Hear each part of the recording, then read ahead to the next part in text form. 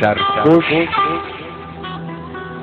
ز سبوی غم پنهانی خویشم،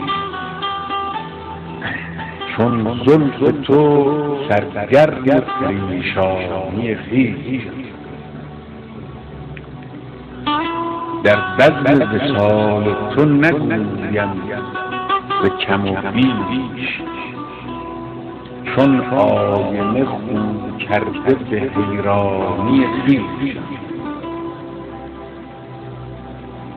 لب باز نکردم به خروشی و فغانی، من محرم راز دل طوفانی خویشم. یک چند پشیمان شدم از رندی و مستی، عمری پشیمان ز پشیمانی. یک چند پشیمان شدم از رندی و مستی، عمری پشیمان ز پشیمانی. از شوق شکرخند لبش جان نسپردم، شرمنده جانان ز گران جانی خویشم. بشکسته تر از خویش ندیدم به همه عمر، افسرده دل از خویشم زندانی. هرچند امین بسته دنیا نیم، اما دلبسته یارم. گنجشته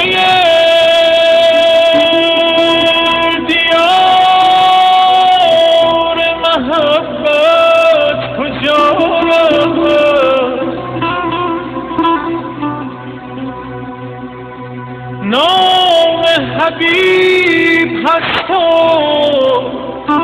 نشان حبیب